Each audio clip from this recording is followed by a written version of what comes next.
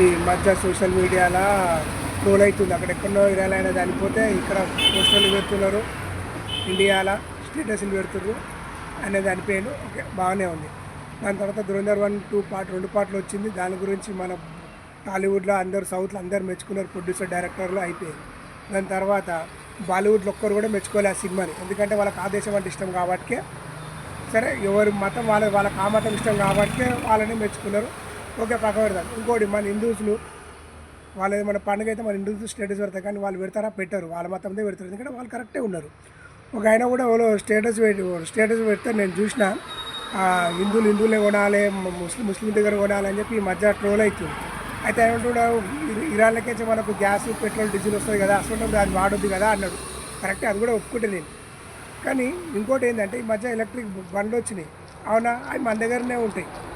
అవునా, ప్లస్ ఇంకోటి, మనం అవి వాడకపోతే ఇరాన్కే వచ్చింది, కట్టెల మీద వాడుకోవచ్చు.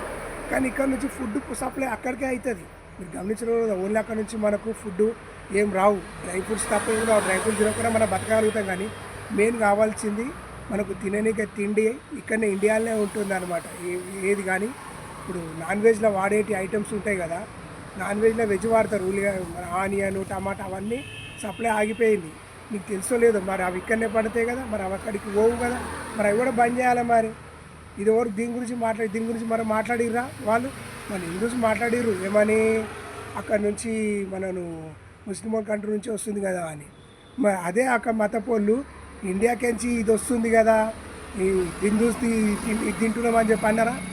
కొంచెం ఆలోచించాలి. అది మాత్రం అనలేదు ఎవరు. ఒకవేళ నాలాంటి వాడు అంటే తప్పు తీస్తారు, ఎవరు సపోర్ట్ చేయరు. మీరే థింక్ చేసుకోండి. ఎందుకంటే ఇప్పుడు మన ఇండియాలో పంట పండేది ప్రపంచం మొత్తంలో పండేది. ఏమంటారు దీన్ని, ఒకటే బయట దేశంలో వాడుతుంది, అంతేగాని తినే వస్తువులు పండేటి మొత్తం మన దగ్గరకే నుంచి అక్కడికి పోతాయి. కానీ అక్కడి నుంచి ఇక్కడికి వచ్చేది చాలా తక్కువ. ఈ ఎలక్ట్రానిక్ ఐటమ్స్, మనం వాడే ఫోన్లు అవి ఇవి అట్లా అనుకుంటే, మనం వాడే ఫోన్లు గీళ్ళు అంతా మొత్తం చైనా, యూఎస్ఏనే వాడు క్రిస్టియన్స్ కంట్రీ. మరి వాళ్ళు ఎవరు వాడొద్దు అట్లా అనుకుంటే, మరి అట్లా మాట్లాడొద్దు. నేనేందన్నదంటే, వాళ్ళ మతం వాళ్ళకే ఇంపార్టెంట్ అయినప్పుడు, ఇప్పుడు మనము బయట దేశం, ఇక్కడ చాలామంది పోతారు, వేరే దేశం పోతారు, ఇక్కడికి వచ్చినాక అరే ఆడ ఫారెన్ ఇట్లుంటే అట్లుంటే అని మెచ్చుకుంటూ రావునా? మరి అలాంటప్పుడు మన ఇండియాని ఎందుకు మెచ్చుకుంటే అర్థం కాదు. భారత్ మాతకి చేయాలన్నారు, ఎందుకన్నారు? మరి ఇన్నే ఉంటారు కదా. అదే మనోళ్ళు బయట దేశం ఉంటే ఆ దేశాన్ని మెచ్చుకుంటారు, ఆ దేశం గురించి స్టేటస్ పెడతారు, కానీ మనోళ్ళు మాత్రం మెచ్చుకోరు. ఇక్కడ ఫస్ట్ మారాల్సింది మన హిందూస్. ఎందుకంటే మనం వాళ్ళ పండుగ వచ్చింది, ఆ మత పోలేదు మన వాళ్ళు స్టేటస్ పెట్టింది. అదే మన పండుగ వస్తే ఆ మత పోలు స్టేటస్ పెడతారా? పెట్టలేదు. ఇది తప్ప వాళ్ళది, మన హిందూస్ది. ఫస్ట్ మన హిందూస్ మారాలని నేనంట. మీరేమంటారు? మన హిందూస్ ఉన్న హీరోలు కానీ, ప్రొడ్యూసర్లు కానీ అందరూ మారాలి. ఈ రాజకీయ నాయకులు కూడా హిందూస్ మారాలని రాజకీయ నాయకులు మాడరు. ఎక్కడో సంగారెడ్డిలో ఆయన ఉత్తర విందు ఇచ్చిండు, సరే ఇచ్చిండు, బాగానే ఉంది.